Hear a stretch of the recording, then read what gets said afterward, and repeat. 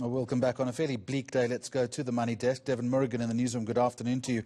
This economic contraction that you're going to talk about comes as no surprise, yet it is still a punch in the gut. It is the worst in 100 years, Jeremy. That 51% contraction in the second quarter. It does come as no surprise. It was expected. And global lockdowns have halted economic activity in countries across the world. It's not just South Africa. Japan's economy shrinking 28% in the second quarter. China, the first to be hit by COVID-19, shrinking 3.2% in the first quarter.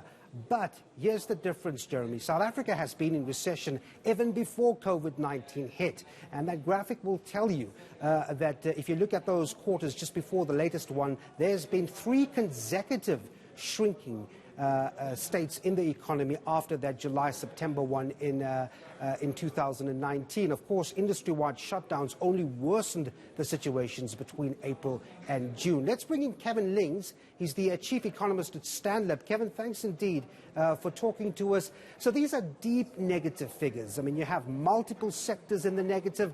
How do we read them given the complication of COVID-19? Obviously, massive decline, so these numbers are pretty much unprecedented. You're having a number of sectors in South Africa where the economic fall-off is more than 65% in the quarter.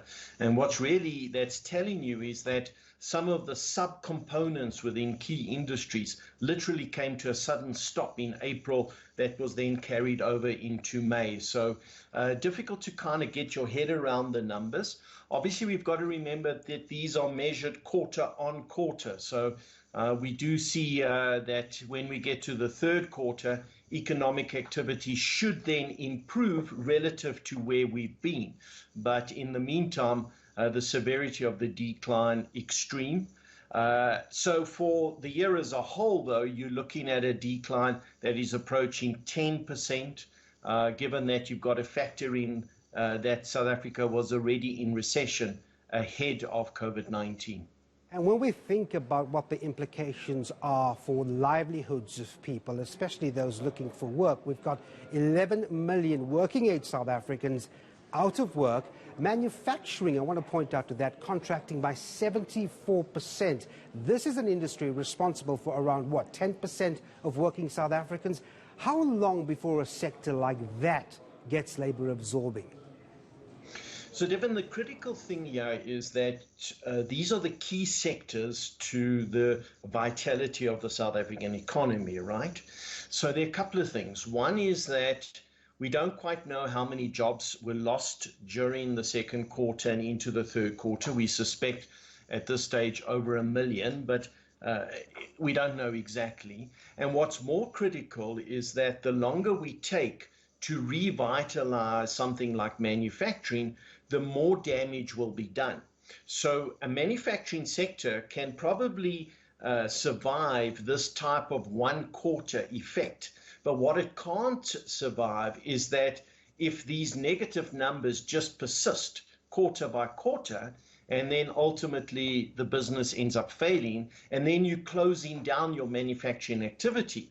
At that point, if you try to revitalize your economy, you've got nothing to revitalize. So to me, what's absolutely critical with a high degree of urgency, we've got to start to get this economy going to try and limit the damage to business failures, to employment, to tax revenue, all of those critical things. It involves political will, though, doesn't it? The capital to put some of those plans in place. So if you want to look at a quick way of fixing this, one would say, well, what about the tourism industry? Maybe that can make a contribution as we approach the holiday period. And then, of course, Kevin, there's this infrastructure drive that's been presented as a remedy. What do you think about that?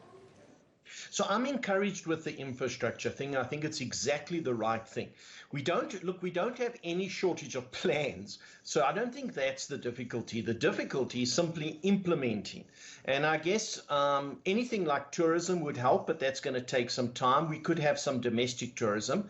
The infrastructure thing is more encouraging because I think there has been some advancements already in terms of identifying projects. We know from our perspective the private sector is willing willing to partner with the government to finance these projects. So I think that that is systematically moving forward. And infrastructure is a beautiful way to drive an economy because it employs people, it sources most of the raw materials domestically, and South Africa has a massive shortage of infrastructure. So that's probably the best answer in the short term. Private-public partnerships focused on infrastructure and try to get them going as quickly as possible.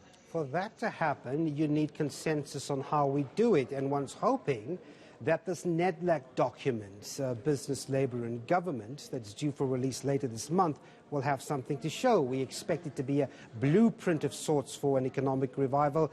What's your expectations on that front? Should we finally see implementation? Well, I think it's too early to say implementation, but a lot of work has been done in the background, certainly by the private sector, by business getting together, coming up with ideas. We are aware that in certain areas of government there has been quite a lot of work. Certainly the National Treasury's done some. The infrastructure team within the President's office, I think, has made good headway. So I think we are narrowing in on what we need to do to get the economy going. I do think we are moving forward. We just got to get over the line. We've just got to get those first couple of projects started and then show people that this infrastructure is actually happening. I think it's the visible sign that something's happening will start to change confidence, because ultimately growth is a confidence game. And we've got to show that visibility that we're moving ahead to get both business and consumer confidence going. Yep. And that's where we leave it. Kevin Lings is the Chief Economist at Standard. Thanks very much indeed, Kevin, for talking to us.